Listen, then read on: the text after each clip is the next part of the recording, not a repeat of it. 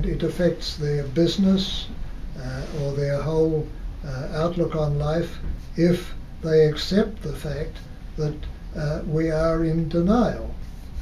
And there are no doubt other possibilities. But to many people, the most important thing in life is their position, their profit.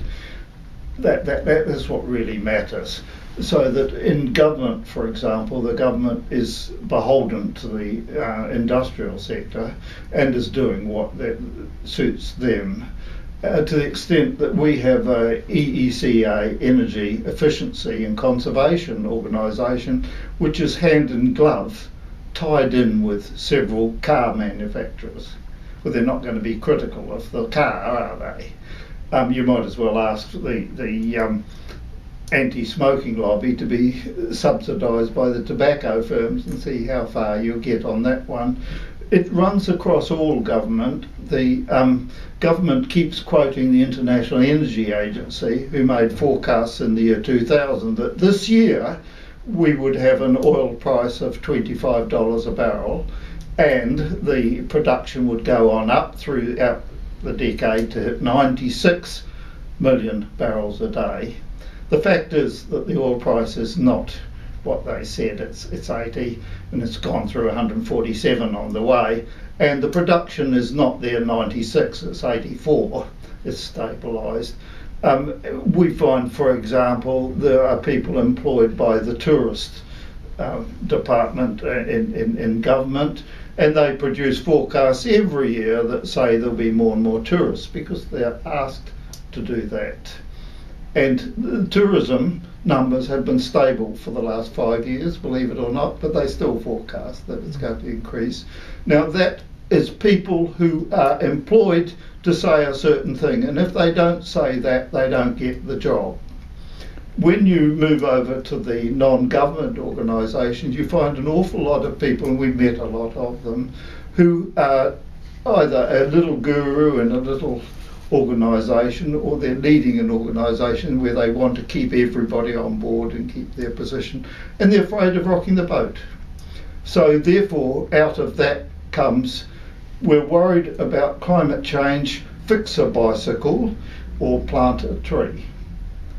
And if you could do your arithmetic, the impact is next to nothing. But when we suggest that they have a campaign against people flying around the world or having big cars, believe it or not, they will not countenance that idea. So the denial is people in all parts of life who are just holding on to their own particular position. This is a really gutless, scared little society we live in. I think for me, one of the indicators of denial is the philosophy that science will solve it.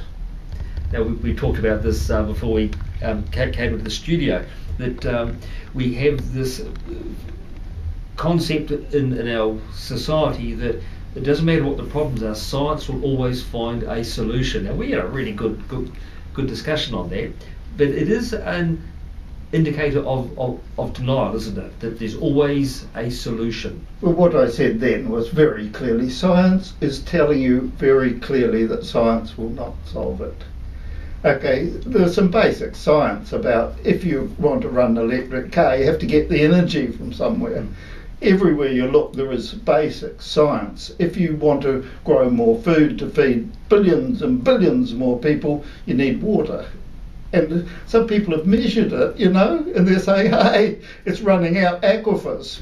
I was working on aquifers for a while. Throughout the world, all across the world, aquifers are getting drawn down. People are taking more water out than is going in. Now, there's a finite amount of water in the ground and you're sucking it out like Billy-O. What happens in 20 years when it runs out and you all depend on that food? It's quite frightening, some of these things. Okay, let me ask a question from a different perspective then. We've been talking about the fact that the world is growing beyond its resources, if I can use that as a very shorthand statement. Is there historical precedent? Has this happened to us before? Well, to the best of my knowledge, civilizations have collapsed in the past for these very reasons, that they've overconsumed their resources, they haven't been able to find any reserves, and they have gone under. And I think that's been very clearly stated. Who knows what's going to happen to us, because we're now approaching that situation very fast. Right. Well, can we look at historical evidence of what's happened when a society has reached a cataclysmic point? The Black Death through Europe. A third of the population was it died. What happened to society then? Because it didn't end, did it? Well, could I switch to, because I've just thought of it, a rather local example. The Maori population apparently was reaching a critical point about the time that Europeans turned up, and they'd started attacking one another and beating up one another. And so when they got guns, they armed themselves, and war parties set off around the country. There's a part of our history that is all too often denied. This one is denied. Between 1800 and 1840, something like 30 to 50,000 Maori were killed by other Maori. So that's the sort of thing that can happen. And when I did a study of the Black Death in a hopeful mood, thinking that maybe after a third of Europe has died, you all roll your sleeves up and get more positive, and you have a renaissance and everything comes better, I realised the renaissance was really some centuries later, and it was not as important an event as is often written in some of the history books. But after the Black Death, with all that horror, people took up strange religions, and gangs of people were roaming the countryside, and in the meantime the wealthy got richer and art boomed in the castles. I think that's very similar to what we have today. We have masses of poor people and some super rich people. It's very much like those medieval times. Right. So you think that you're suggesting that history will suggest to us that when this overproduction, this growth actually destabilises our world and we enter into some more cataclysmic stage, that the rich will continue, there will be an elite, but many will suffer and lose their lives? That's in Derek's. That's very much in Derek's book. Right. There'll be war and all sorts of horrific things. I started my own study trying to reach the opposite conclusion, but you just can't. That is what always happens when you get that crisis. You get religious nuttery, which we've got the far right in the United States, as well as some of the Muslim extremists. It's pretty visible. Are we moving towards a perfect storm? And here's a thought that only just crossed my mind, so if I'm off beam, tell me so. We have a problem with global warming. I don't think anyone these days is wanting to deny that the glaciers are melting, etc., etc. But we also have this overgrowth, overproduction, diminishing resources. Are these things all going to coincide? Absolutely. Yep, 2030. Around then. By the way, it's not going to start then. We're well into it. Exactly. We're well into it. A lot of these things are developing around us. But yes, and the chief scientist in the UK has referred to a perfect storm. Right. Now look, we only have about 2 or 3 moments left, and let's leave this on a more positive note instead of the doom and gloom at the end of the world. Can either of you give me a brief summary?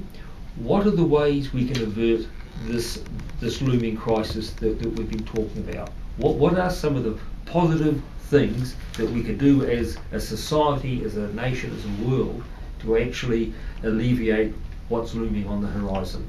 Open our eyes, then Derek. Yeah, I've got some notes on that matter.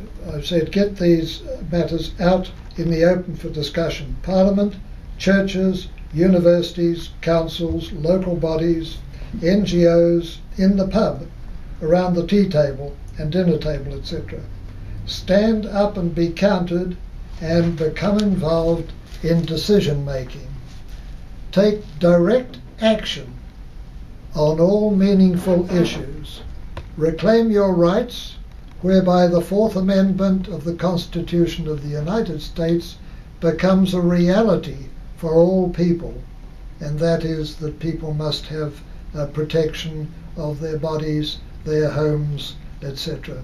Fully integrate our ecological world with a completely new economy to build a sustainable world capable of producing real prosperity without continual consumer growth. Thank you. I've been talking with John Robinson and Derek Wilson, and we've been kicking around where our world is heading to, the possibilities, the probabilities, and somewhat of the frightening stuff. Thank you, gentlemen.